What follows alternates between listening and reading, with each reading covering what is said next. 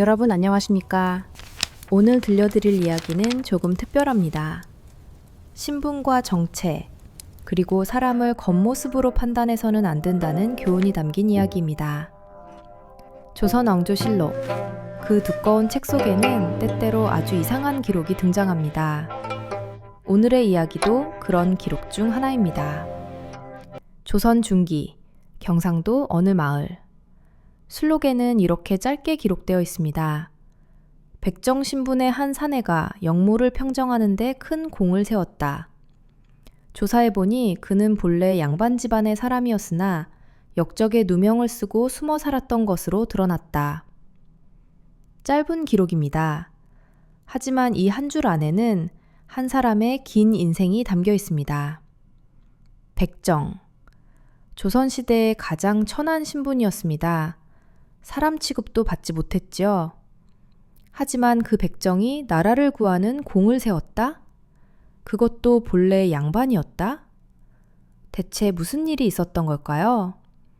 지금부터 그 이야기를 들려드리겠습니다. 경상도 어느 산골 마을. 그곳에 한 백정이 살고 있었습니다. 이름은 김치삼. 35살의 사내였습니다. 김치삼은 마을에서 가장 조용한 사람이었습니다. 말도 거의 하지 않았고 사람들과 눈도 잘 마주치지 않았습니다. 항상 고개를 숙이고 다녔지요.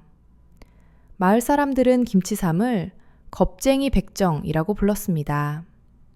야, 김치삼, 거기서! 누가 그렇게 부르면 김치삼은 움찔하며 멈춰 섰습니다. 예. 오늘 내 집 소 한 마리 잡아야 하는데 와서 도와줘. 예, 알겠습니다. 김치삼은 고개를 숙이고 대답했습니다. 마을 젊은이들은 김치삼을 놀리기도 했습니다. 야, 김치삼, 너 싸움 한번 해봤냐? 아니요. 겁쟁이네. 백정이면서 싸움도 못한다니. 젊은이들이 웃으며 돌을 던졌습니다. 김치삼은 피하지 않고 맞았습니다. 왜 피하지 않아? 송구합니다. 김치삼은 그저 고개만 숙였습니다. 마을 사람들은 김치삼을 무시했습니다. 백정이라는 신분도 천했지만 그 위에 겁쟁이였으니까요. 저런 사내가 무슨 소용있나. 백정이면 좀 거칠어야지. 저렇게 약하면 뭐하나. 김치삼은 아무 말도 하지 않았습니다. 그저 자기 일만 조용히 했습니다. 조선시대의 백정은 가장 천한 신분이었습니다. 양반, 중인, 상민, 천민. 그 중에서도 백정은 천민 중에서도 가장 낮은 자리였죠. 백정은 짐승을 잡는 일을 했습니다. 소나 돼지를 잡아 고기를 팔았습니다. 조선은 유교 국가였습니다. 유교에서는 살생을 꺼렸어요. 그래서 짐승을 잡는 백정을 천하게 여겼습니다. 백정은 양반을 만나면 길을 비켜야 했습니다. 말을 걸어서도 안 되었습니다. 장터에서도 백정이 파는 물건은 따로 떨어진 곳에 있었습니다. 혼인도 백정끼리만 할 수 있었습니다. 다른 신분과는 혼인할 수 없었지요. 김치삼도 그런 대우를 받았습니다. 야, 백정, 여기 가까이 오지 마. 이 더러운 놈아, 내 옷에 손대지 마. 김치삼은 항상 조심했습니다. 사람들에게 불편을 주지 않으려고 애썼습니다. 마을 잔치가 있을 때도 김치삼은 구석에 혼자 앉았습니다. 다른 사람들과 함께 앉을 수 없었으니까요. 하지만 김치삼은 불평하지 않았습니다. 그저 자기 자리를 지킬 뿐이었습니다. 사람들은 김치삼을 더욱 무시했습니다. 저 사내는 너무 약해. 백정이라도 좀 기가 세야 하는데. 맞아, 저렇게 약하면 누가 무서워하겠어? 김치삼에게는 아내가 있었습니다. 이름은 박씨, 25살의 여인이었습니다. 박씨도 백정 집안의 딸이었습니다. 백정끼리 혼인한 거였죠. 혼인 초기 박씨는 김치삼이 괜찮은 사람이라고 생각했습니다. 말수는 적지만 성실해 보였고 술도 마시지 않았고 거짓말도 하지 않았습니다. 이 사람이면 괜찮겠어. 하지만 시간이 지나면서 박 씨는 답답해지기 시작했습니다. 김치삼이 너무 소극적이었기 때문입니다. 어느 날 마을 젊은이들이 김치삼을 놀렸습니다. 야, 김치삼, 네 마누라 참 예쁘던데? 우리한테 좀 빌려줘. 젊은이들이 웃으며 박 씨를 보고 놀렸습니다. 박 씨는 화가 났습니다. 남편이 뭐라도 한마디 해주길 바랐습니다. 하지만 김치삼은 고개만 숙였습니다. 송구합니다. 박 씨는 집에 돌아와서 남편을 다그쳤습니다. 당신은 왜 그렇게 겁이 많아요? 한마디 못해요? 미안하오. 미안하기만 하면 뭐해요? 당신은 남자예요, 남자.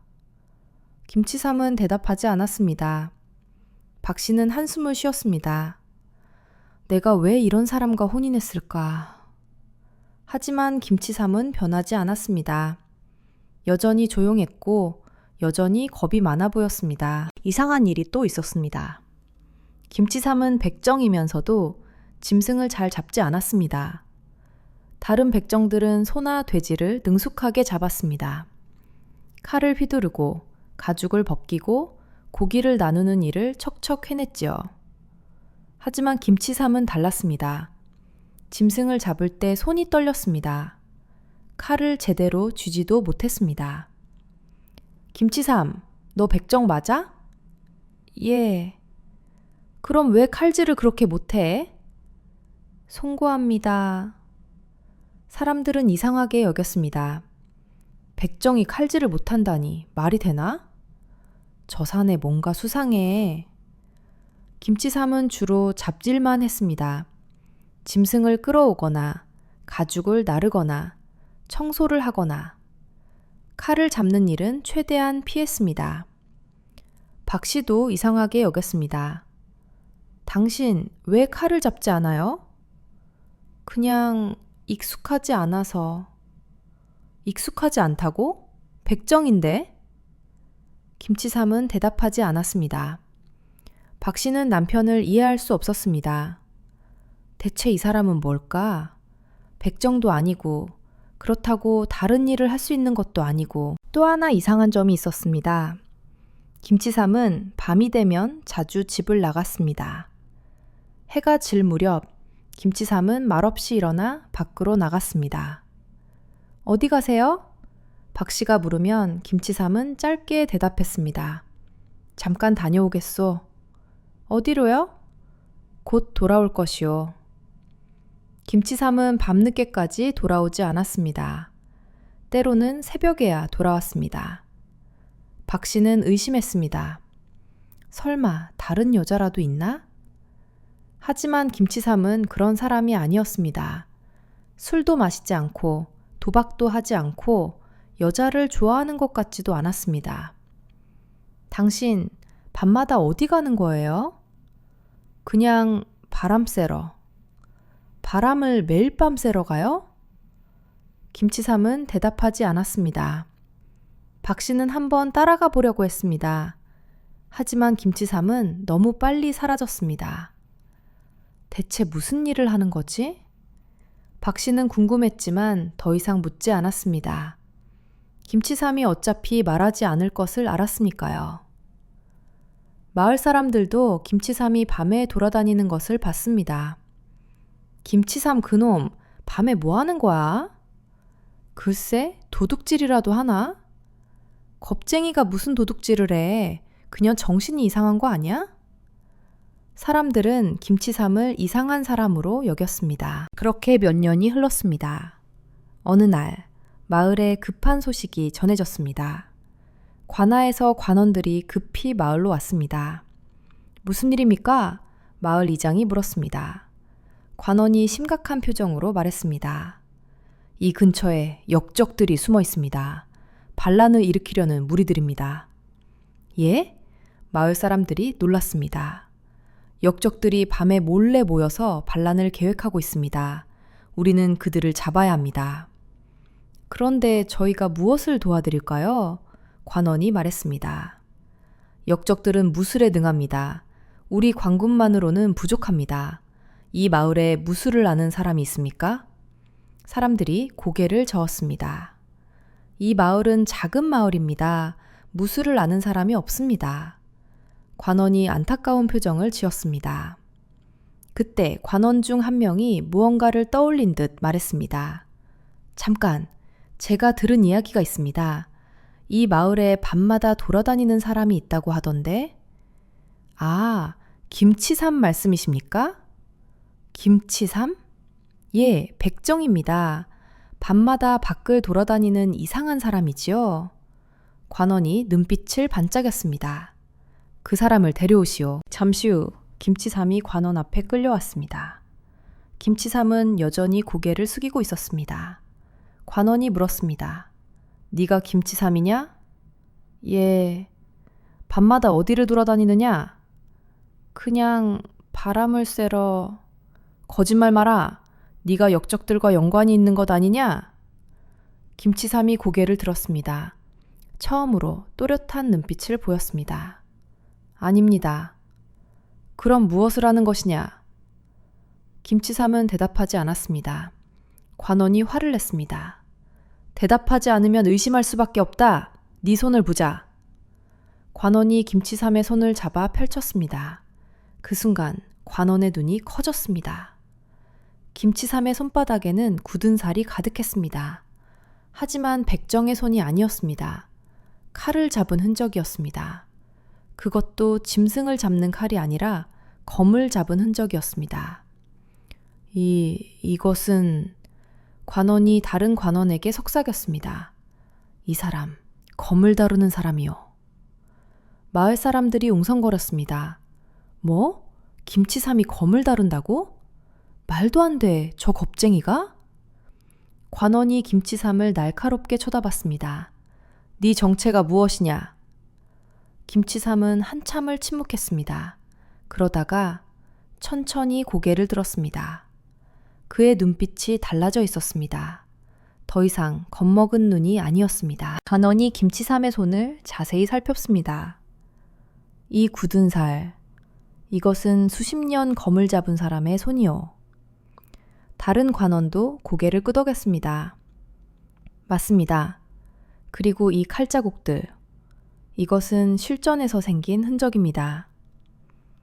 마을 사람들은 믿을 수 없다는 표정이었습니다. 김치삼이 검을 다룬다고? 그 겁쟁이 백정이? 박 씨도 놀랐습니다. 남편의 손을 이렇게 자세히 본 적이 없었습니다. 이게 정말 우리 남편 손이야? 관원이 물었습니다. 네가 백정이라며 백정이 왜 검을 다루느냐? 대답하라! 김치삼이 천천히 입을 열었습니다. 소인은 백정이 아닙니다. 뭐? 소인은 본래 다른 신분이었습니다. 사람들이 술렁거렸습니다. 관원이 다그쳤습니다. 그럼 네 정체가 무엇이냐?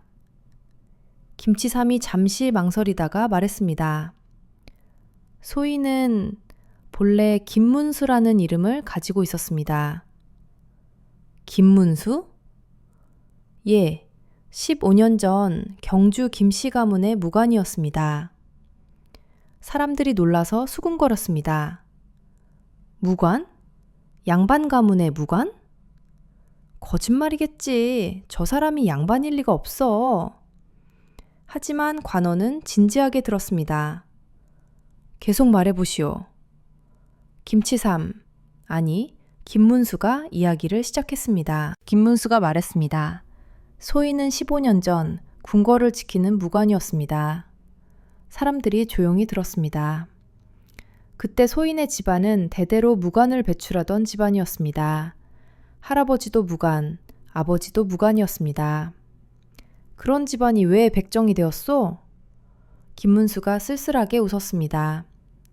누명을 썼기 때문입니다. 누명? 예, 15년 전 조정에 영모 사건이 있었습니다. 누군가가 임금을 해치려고 했습니다. 관원이 고개를 끄덕였습니다. 그 사건을 기억하오? 계속하시오. 소인의 집안이 그 영모에 연루되었다는 누명을 썼습니다. 하지만 사실이 아니었습니다. 누군가 소인의 집안을 모함한 것이었습니다. 그래서 조정에서는 소인의 집안을 역적으로 몰았습니다. 가문이 멸문될 위기였습니다. 김문수의 목소리가 떨렸습니다. 아버지와 형은 참수되었습니다. 어머니와 누이들은 관비가 되었습니다. 소인만 간신히 도망쳤습니다. 사람들이 숨을 죽였습니다. 소인은 도망치면서 생각했습니다. 어떻게 살아남을까? 조정에서는 소인을 찾고 있었습니다. 그래서 백정이 된 것이요? 예, 백정은 가장 천한 신분입니다. 아무도 주목하지 않습니다. 소인은 이름을 바꾸고 신분을 바꾸고 백정으로 숨어 살았습니다. 관원이 물었습니다. 그렇다면 네가 밤마다 나가는 이유는? 김문수가 대답했습니다. 검술을 연습하기 위해서입니다. 소인은 무관이었습니다. 검을 놓을 수 없었습니다. 하지만 낮에는 왜 겁쟁이처럼 행동했소? 눈에 띄지 않기 위해서입니다. 강해 보이면 의심받습니다. 약해 보이면 아무도 신경 쓰지 않습니다. 사람들이 놀랐습니다. 그렇다면 김치삼은 일부러 겁쟁이처럼 행동한 거였어? 관원이 김문수를 자세히 쳐다봤습니다. 네 말이 사실인지 어떻게 증명할 수 있어? 김문수가 말했습니다. 소인은 궁궐을 지키던 무관이었습니다. 궁궐의 구조를 알고 있습니다. 그리고 조정의 비밀스러운 일들도 알고 있습니다. 관원이 몇 가지 질문을 했습니다. 궁궐의 구조, 임금의 일과 조정의 의식 등. 김문수는 모두 정확하게 대답했습니다. 관원이 놀랐습니다. 정말이군. 네가 궁궐을 지키던 무관이었다는 게 사실이오? 마을 사람들도 놀랐습니다. 세상에, 김치삼이 양반이었다니. 그것도 무관이었다니. 박 씨는 남편을 다시 보았습니다. 이 사람이 정말 내 남편일까? 김문수가 말을 이었습니다. 소인의 집안은 억울하게 역적으로 몰렸습니다. 진짜 역적은 따로 있었습니다. 누구요? 소인도 확실히 알지 못합니다.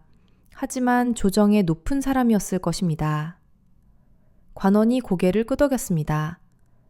그래서 네가 복수를 하지 않고 숨어 산 것이요? 예, 소인 혼자서는 아무것도 할 수 없었습니다. 권력 앞에서 개인은 무력합니다. 김문수의 목소리가 담담했습니다. 소인은 복수보다 생존을 택했습니다. 언젠가는 진실이 밝혀질 것이라고 믿었습니다. 관원이 물었습니다. 그렇다면 왜 칼을 잡지 않았소? 백정이면서 짐승을 잡는 일을 피했다고 들었소? 김문수가 대답했습니다. 소인은 사람을 베는 검을 잡았던 사람입니다. 짐승을 죽이는 칼은 다릅니다. 무슨 뜻이요? 검은 목숨을 지키는 것입니다. 하지만 백정의 칼은 생명을 빼앗는 것입니다. 소인은 그 칼을 잡고 싶지 않았습니다. 사람들이 조용히 들었습니다. 김문수가 계속 말했습니다. 소인은 15년 동안 참았습니다. 마을 사람들이 소인을 무시해도, 돌을 던져도, 욕을 해도 참았습니다. 왜 참았소? 그것이 살아남는 방법이었기 때문입니다. 화를 내면 눈에 띕니다. 맞서 싸우면 의심받습니다. 김문수가 마을 사람들을 돌아봤습니다. 소인은 겁쟁이가 아니었습니다. 다만 참을 수밖에 없었을 뿐입니다. 마을 사람들이 부끄러워했습니다. 자신들이 김문수를 얼마나 무시했는지 깨달았기 때문입니다. 박 씨도 눈물을 흘렸습니다. 남편이 이렇게 고통스러웠는데 나는 몰랐어. 관원이 김문수에게 말했습니다. 김문수, 아니 김치삼. 지금 우리는 네 도움이 필요하오. 무슨 도움입니까? 역적들을 잡아야 하오. 하지만 우리 관군만으로는 부족하오. 네가 도와줄 수 있겠소? 김문수가 잠시 망설였습니다. 소인은 이미 검을 놓았습니다. 하지만 네 손에 굳은 살은 아직 사라지지 않았소. 네가 밤마다 검을 연습한 것을 알고 있소. 김문수가 자신의 손을 내려다봤습니다. 소인은 복수를 원하지 않습니다. 하지만 나라를 지키는 일이라면 그렇소. 이것은 복수가 아니오. 나라를 지키는 일이오. 김문수가 천천히 고개를 들었습니다. 알겠습니다. 돕겠습니다. 관원이 안도의 한숨을 쉬었습니다. 고맙소. 그럼 오늘 밤 역적들의 소굴로 가야. 그날 밤 김문수는 관군과 함께 산으로 올라갔습니다. 달도 없는 어두운 밤이었습니다. 관원이 속삭였습니다. 저기 동굴이 보이오. 저곳에 역적들이 있어. 김문수가 동굴을 살폈습니다. 몇 명이나 됩니까? 15명 정도 될 것이오. 모두 무술에 능한 자들이오. 김문수가 고개를 끄덕였습니다. 어떻게 하시겠습니까? 관원이 말했습니다. 우리가 앞에서 공격하겠소. 당신은 뒤에서 지원해 주시오. 알겠습니다. 관군들이 동굴로 다가갔습니다. 하지만 역적들은 이미 눈치를 챈 듯했습니다. 누구냐? 역적들이 칼을 들고 뛰쳐나왔습니다. 전투가 시작되었습니다. 하지만 역적들은 정말로 강했습니다. 관군들이 하나둘씩 쓰러졌습니다. 관원이 소리쳤습니다. 김문수, 도와주시오! 김문수는 잠시 망설였습니다. 10년 넘게 검을 실전에서 쓰지 않았습니다. 하지만 더 이상 피할 수 없었습니다. 김문수가 앞으로 나섰습니다. 김문수가 검을 뽑았습니다. 관군이 빌려준 검이었습니다. 김문수는 검을 천천히 들어 올렸습니다. 그 순간 그의 눈빛이 완전히 달라졌습니다. 더 이상 겁먹은 백정의 눈이 아니었습니다. 수십 년 검을 잡아온 무인의 눈이었습니다. 역적 하나가 김문수에게 달려들었습니다. 저 백정을 먼저 죽이자! 하지만 다음 순간 역적은 땅에 쓰러졌습니다. 김문수의 검이 번개처럼 움직였습니다. 너무 빨라서 아무도 보지 못했습니다. 다른 역적들이 놀랐습니다. 저 사람이 백정이라고? 저런 검술을 가진 자가 백정일 리 없다. 김문수는 말없이 검을 휘둘렀습니다. 1명, 2명, 3명. 역적들이 차례로 쓰러졌습니다. 관군들도 놀라서 김문수를 바라봤습니다. 저 사람이 정말 우리가 아는 겁쟁이 백정인가? 김문수의 검술은 신기에 가까웠습니다. 빠르고 정확하고 아름다웠습니다. 역적의 우두머리가 김문수를 막아섰습니다. 네가 누구냐? 김문수가 대답했습니다. 김문수, 15년 전 궁궐을 지키던 무관이었던 자. 김문수? 김씨 가문의 그 김문수? 우두머리가 놀랐습니다. 김씨 가문은 무술로 유명한 집안이었습니다. 네가 아직 살아있었구나. 그래, 그리고 이제 니놈들을 막을 것이다. 둘의 검이 부딪혔습니다. 불꽃이 튀었습니다. 하지만 우두머리도 김문수를 이길 수 없었습니다. 몇 합이 지나지 않아 우두머리가 검을 떨어뜨렸습니다. 항복한다. 전투가 끝났습니다. 역적들을 모두 잡은 후 이 소식은 조정에 보고되었습니다. 임금이 보고를 받고 놀랐습니다. 김문수? 김씨 가문의 김문수가 아직 살아있었다니. 신하들도 놀랐습니다. 좌의정이 말했습니다.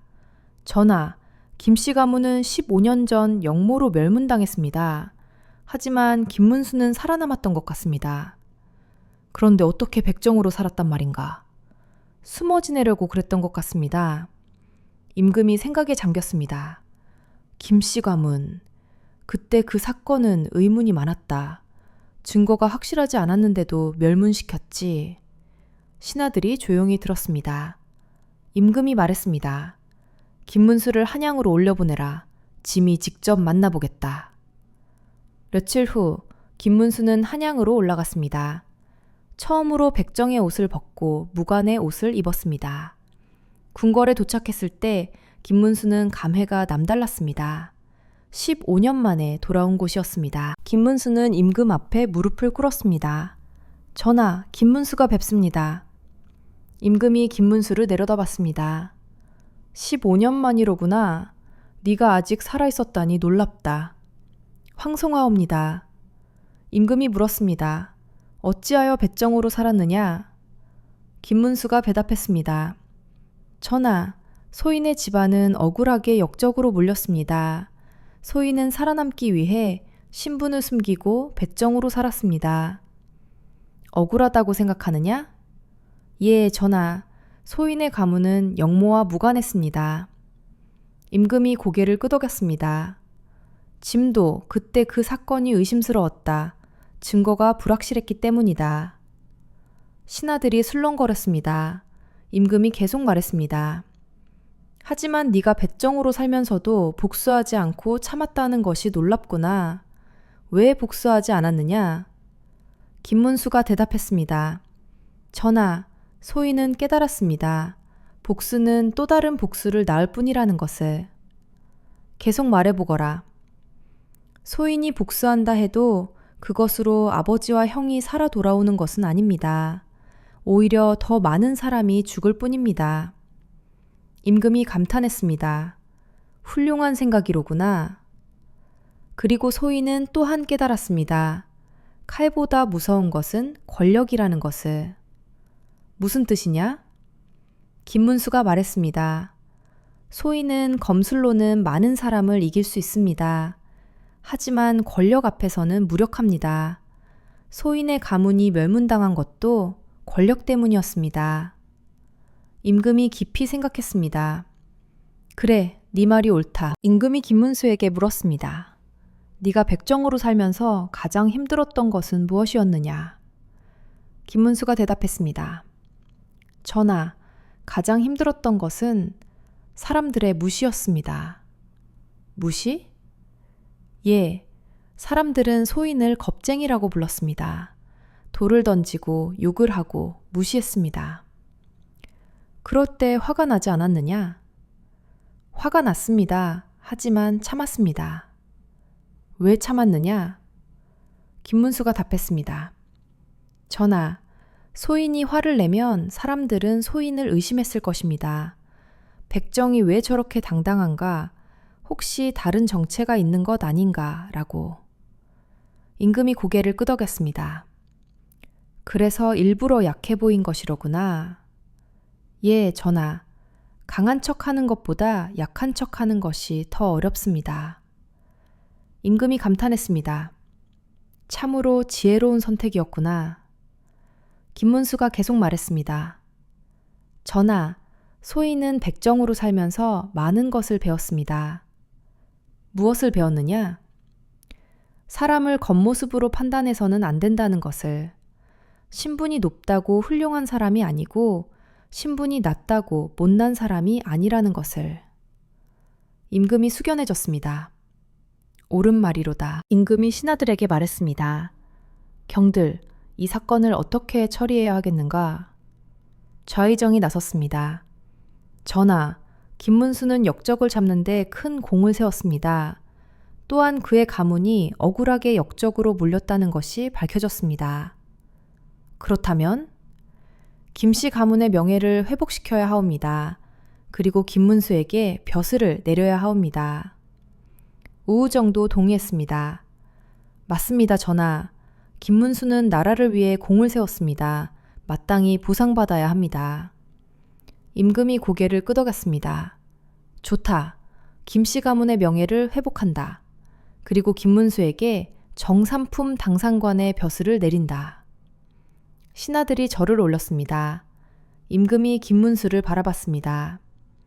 김문수, 이제 네 신분을 회복하였다. 더 이상 백정이 아니다. 김문수가 절을 올렸습니다. 성운이 망극하옵니다. 그리고 네 가문의 재산도 돌려주도록 하겠다. 감사옵니다, 전하. 임금이 말했습니다. 이제 한양에 머물며 짐을 보필하거라. 하지만 김문수는 잠시 망설였습니다.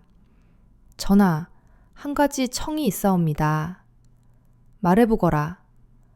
소인은 고향으로 돌아가고 싶사옵니다. 임금이 놀랐습니다. 고향으로? 왜냐? 김문수가 대답했습니다. 전하, 소인은 15년을 백정으로 살았습니다. 그곳에 소인의 아내가 있고 이웃이 있습니다. 하지만 이제 네 신분은 회복되었다. 한양에서 높은 벼슬을 할 수 있다. 전하, 소인은 이미 많은 것을 배웠습니다. 벼슬보다 중요한 것이 있다는 것을. 무엇이냐? 김문수가 말했습니다. 사람입니다, 전하. 소인을 겁쟁이라고 놀렸던 사람들도, 소인을 무시했던 사람들도 이제는 소인의 이웃입니다. 임금이 조용히 들었습니다. 소인은 그들에게 보여주고 싶습니다. 신분이 중요한 것이 아니라 사람이 중요하다는 것을. 하지만 네가 백정으로 돌아간다면 사람들은 또 무시하지 않겠느냐? 김문수가 웃었습니다. 이제는 괜찮습니다. 소인은 더 이상 숨을 필요가 없으니까요. 임금이 한참을 생각하다가 말했습니다. 알겠다. 네가 원한다면 고향으로 돌아가도 좋다. 하지만 언제든 한양으로 돌아오고 싶으면 오너라. 감사합니다, 전하. 며칠 후 김문수는 고향으로 돌아갔습니다. 마을 사람들이 그를 맞이했습니다. 김문수 나리! 아니, 김치삼! 사람들은 어떻게 불러야 할지 몰랐습니다. 김문수가 웃으며 말했습니다. 그냥 김치삼이라고 부르십시오. 저는 여전히 이 마을의 백정입니다. 하지만 나리께서는 이제 양반이시지 않습니까? 신분은 중요하지 않습니다. 저는 그냥 이 마을 사람입니다. 김문수는 다시 백정의 일을 시작했습니다. 하지만 이제는 달랐습니다. 사람들은 더 이상 그를 무시하지 않았습니다.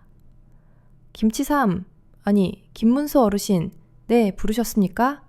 저희가 예전에 무례했습니다. 용서해 주십시오. 김문수가 웃었습니다. 괜찮습니다. 저도 여러분을 속였으니까요. 마을 사람들은 김문수에게서 많은 것을 배웠습니다. 사람을 겉모습으로 판단해서는 안 된다는 것. 신분이 높다고 훌륭한 사람이 아니고 신분이 낮다고 못난 사람이 아니라는 것. 김문수는 여전히 조용히 살았습니다. 큰 소리치지 않았고 자랑하지도 않았습니다. 하지만 마을 사람들은 그를 존경했습니다. 박씨도 남편을 다시 보게 되었습니다. 당신 정말 대단한 사람이었어요. 아니요. 저는 그냥 살아남으려고 했을 뿐이요. 하지만 당신은 복수하지 않았어요. 참고 견뎠어요. 김문수가 아내를 바라봤습니다. 복수는 해결책이 아니요. 용서와 인내가 진정한 힘이요. 몇 년 후 김문수는 아들을 낳았습니다. 아들에게 이름을 지어주면서 김문수는 말했습니다. 너는 신분에 상관없이 모든 사람을 존중하는 사람이 되어라. 겉모습이 아니라 마음을 보는 사람이 되어라.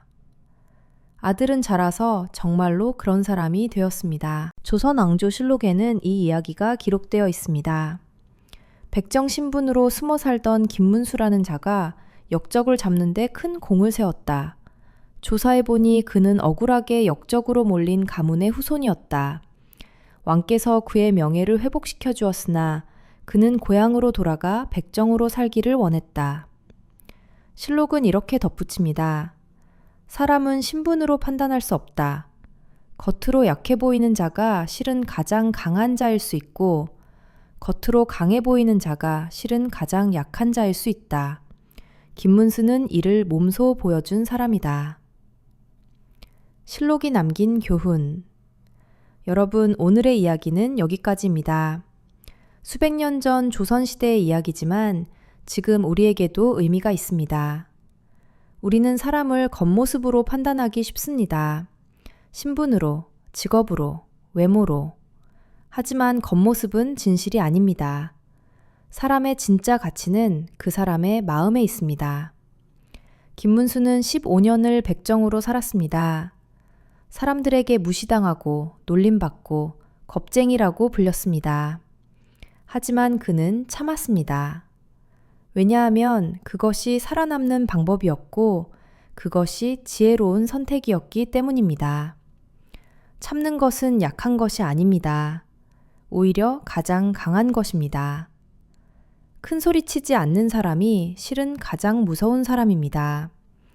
조용히 참고 견디는 사람이 실은 가장 강한 사람입니다. 여러분도 주변에 조용한 사람이 있다면 한 번쯤 생각해 보십시오. 그 사람이 정말 약한 사람일까? 아니면 김문수처럼 참고 견디는 사람일까? 사람을 판단하기 전에 먼저 그 사람을 이해하려고 노력해 보십시오. 겉모습이 아니라 마음을 보십시오. 그것이 조선왕조실록이 우리에게 남긴 교훈입니다. 오늘도 편안한 밤 되시길 바랍니다. 안녕히 주무세요.